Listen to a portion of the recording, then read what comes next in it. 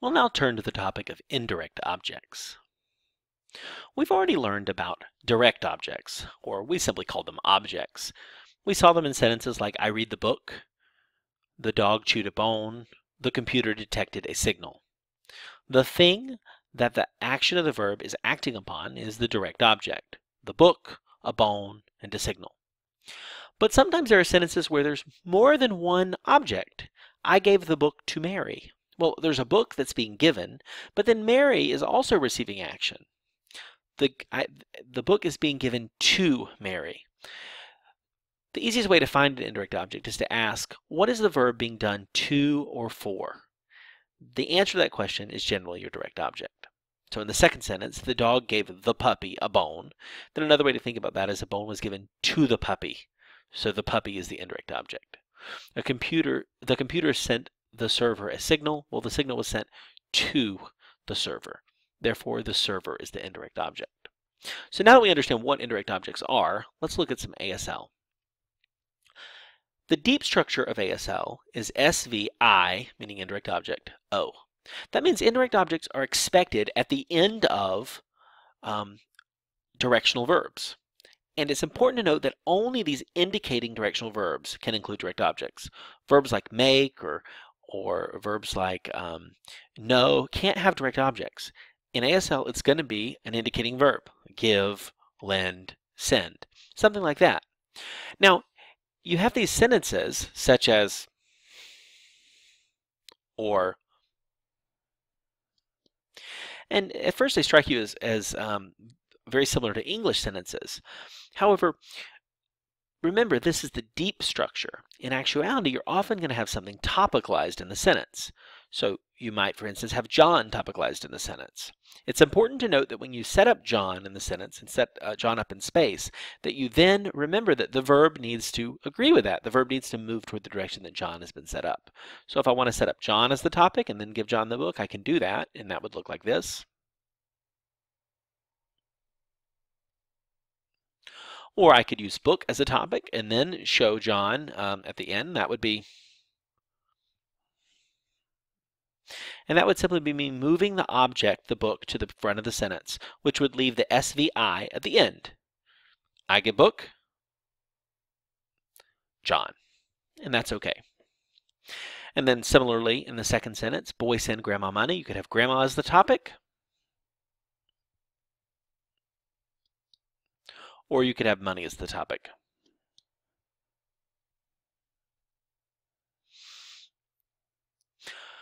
Notice that after you have used a direction, an indicating verb like send or give, and you then use the name of the person, send grandma, give John, then you know grandma is set up in space in the space where the directional verb ended, or John is set up in space where the directional verb ended. So the directional verb is one way that actually you can set things up in space. It's a common misunderstanding that you must set something up in space before you use one of these indicating verbs. That is not true. It is acceptable to use an indicating verb, such as I give to John, as a way of setting up John in space. Now, let's remember some important points about this. Indirect objects can be moved to the beginning of the sentence as a topic. They often are. It's quite normal to set up the people that you're going to talk about at the beginning and then say the action that happened. So you should not expect to see the deep structure very often. Instead, you should expect to see one of the structures where the indirect object or the object are topicalized. Also remember that if you already know who the indirect object is and it's already set up in space, then you probably are not going to see it. It's going to be part of the directional verb. So if I know that John is there and I sign, then I just need to sign book, I give to him, and John is already indicated there. John's already been set up in space. Therefore, I don't need to repeat John. So it's also very common to see no indirect object explicitly mentioned because the indirect object's already been set up in space, and then when you use the agreeing verb, that's all you need to do. Also remember, non-indicating verbs cannot take indirect objects.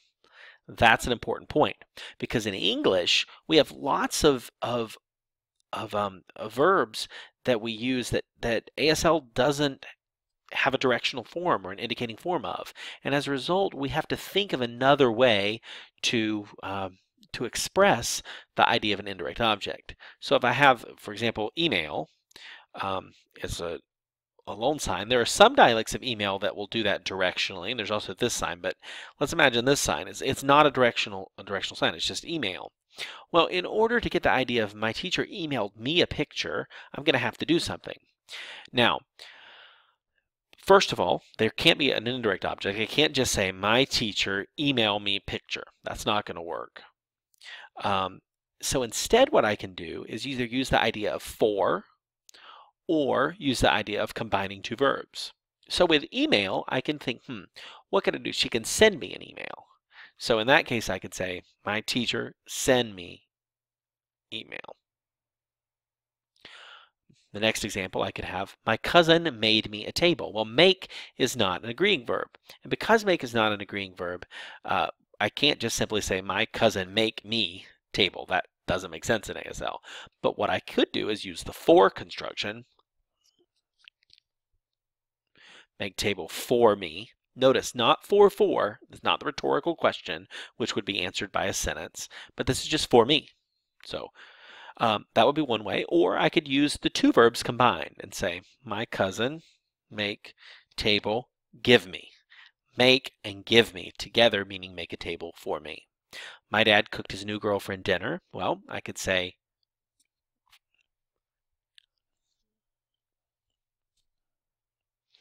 so he cooked and gave dinner. Or I could just say he cooked for her, and that would be acceptable. So be on the lookout for these words where there's no simple way to make the indirect object in ASL, and where you might need to combine two verbs, or you might need to use the for me, for you, for that person construction as a way of getting around the problem.